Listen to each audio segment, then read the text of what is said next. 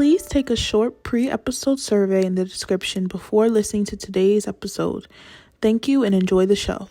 Welcome to today's episode of Rarely Understood, where we explore important topics in healthcare and science.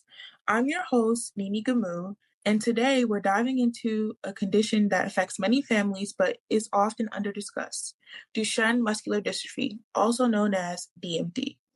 I'm honored to be joined by Colin, who is a DMD patient and the president of the Parent Project Muscular Dystrophy Adult Advisory. Thank you for being here today, Colin. Yes, glad to be here. Thank you for inviting me. Yeah, I've been looking forward to this discussion. To start off, can you tell us a bit about yourself, how you were diagnosed with Duchenne Muscular Dystrophy, and what the process was like moving forward? Yeah, so I'm currently 30 years old. Just turned 30 a couple months ago, so that's quite exciting. So I was diagnosed at age 3 in 1998, and this Duchenne doesn't run in my family, so it was a spontaneous case, which is about 30% of diagnoses are spontaneous. So it was quite a shock to my parents. I went in for a routine tonsillectomy and had reaction to the anesthesia that they used. They used inhalant anesthesia, which is not good to use for those with muscular dystrophy. So obviously we didn't know that I had this condition. So had a severe reaction to it, malignant hyperthermia. So my temperature spiked, I had a fever, and was in the PICU for a week. Eventually, what led to my diagnosis was one of the residents noticed in my enlarged calves, which is a common symptom of Duchenne. So then eventually connected me to the neurologist and did some genetic testing, which led to that diagnosis. So it was quite a shocking ordeal for my parents.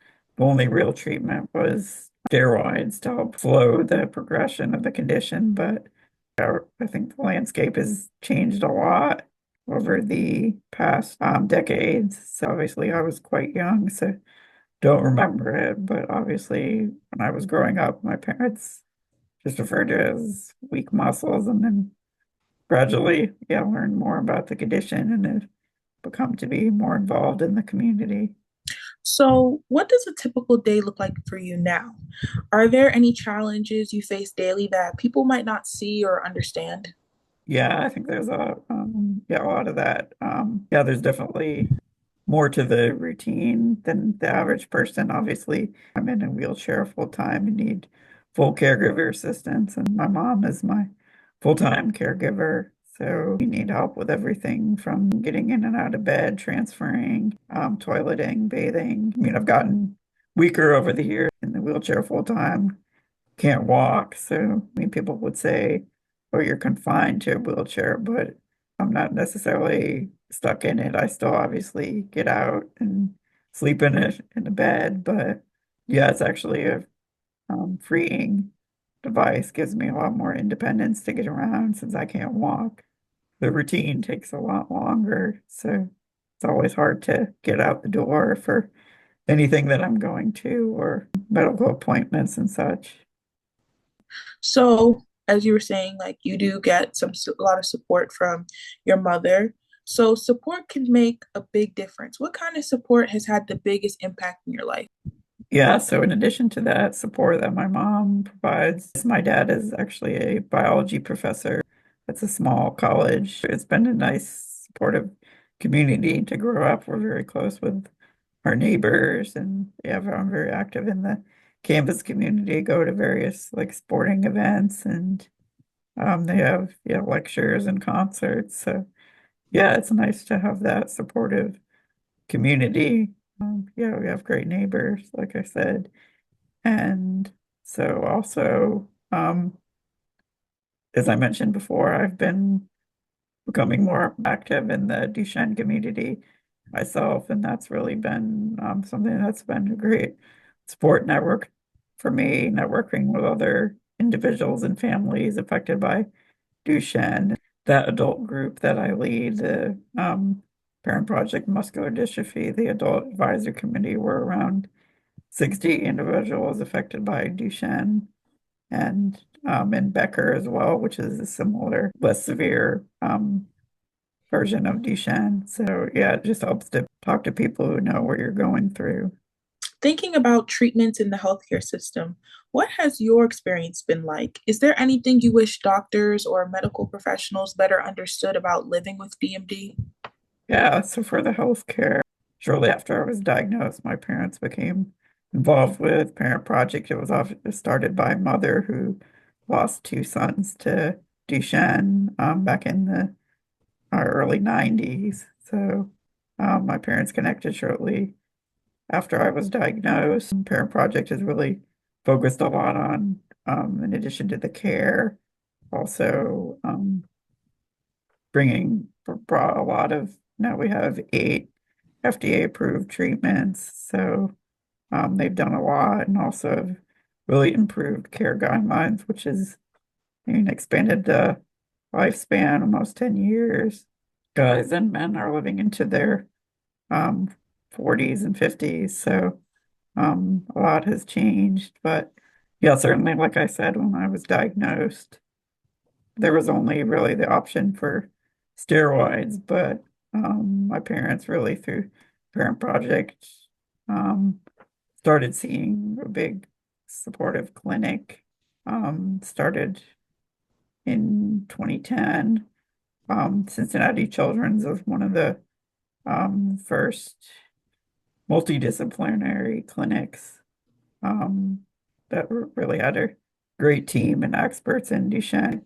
You would be in one room for half the day and meet with all the different providers, and those providers are talking to each other and um, making a plan for your care together. So it's not like you're seeing separate appointments. They're really multidisciplinary, which is really key because I see, well, the main doctor is the neurologist and then the cardiologist, pulmonologist, and then because I am on steroids, as many patients do end up going on. So see an endocrinologist to manage the symptoms of that because steroids are quite potent to the system.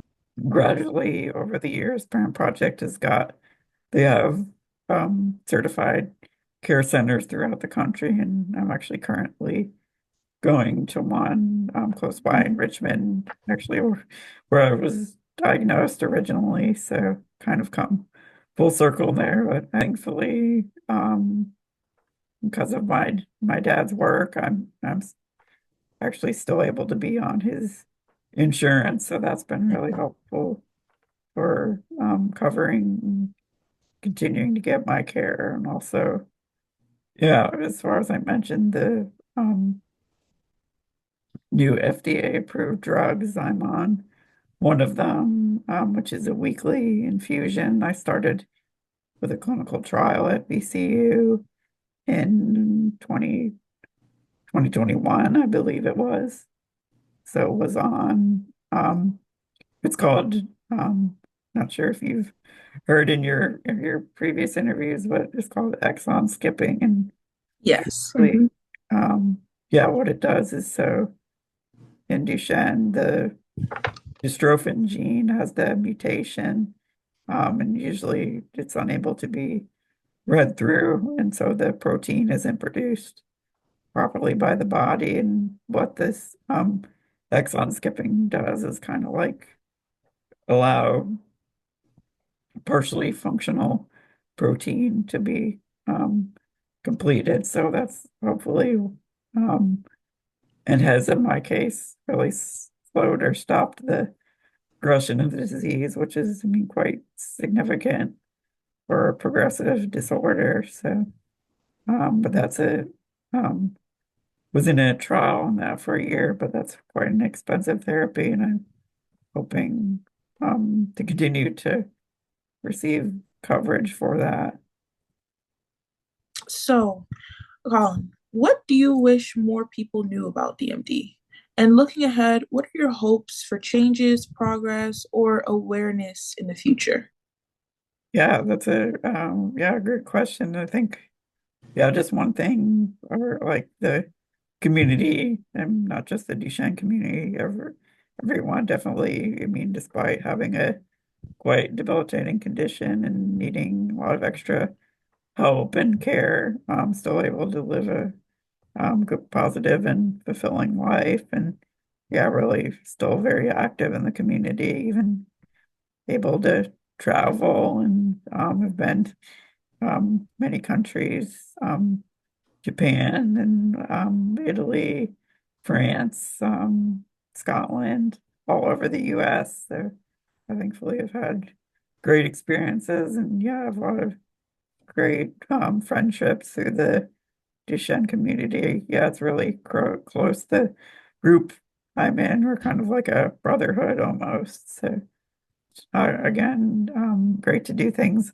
like this podcast to educate others. I think, a lot of people, um, it's still, I mean, it's a rare disease, still not commonly known. So, I mean, people to know, and I think it's good, for the condition. Um, Really, a lot of us, it doesn't affect us super mentally. I think a lot of people think, oh, you're in a wheelchair, you have mental issues, or kind of talk down to you, or talk to your caregiver instead. But still, we're active people, participants in society. Obviously, I'm a completely functioning individual, work part-time and volunteer everything. So I mean, I have a life. It's just I happen to be in a wheelchair too. For those who want to help but don't know where to begin, what advice or message would you share with them about supporting the DMD community? I would say for those interested, definitely Parent Project is a great resource for the community. They've got a great website with all information about the disorder, and just a great, obviously a great resource for those living with the condition and families directly affected by it. But definitely don't be afraid to ask. Yeah, Patients, obviously, um, need that those support resources. So definitely, we all of us have support resources one way or another. So don't be afraid to ask us, and always. I think people are maybe afraid or embarrassed to ask about conditions, but like I'm obviously happy to share what life is like with my condition, and make lives better for all those living with it. It's just great to have that supportive network, and I guess that's what I would say. Well, Colin, thank you so much for sharing your knowledge and personal insight about Duchenne. It's been an honor having you on my show. Is there anything else you would like to say before we close out? No, no, just thank you for reaching out, and glad I was able to connect with you. I've enjoyed our discussion, and hope to um to keep in touch. So just thank you for having me. And thank you to our listeners for tuning in today's episode of Rarely Understood. We hope you learned something new and feel inspired by Colin's story. For more information and resources on today's topic, check out the episode description. And until next time, take care.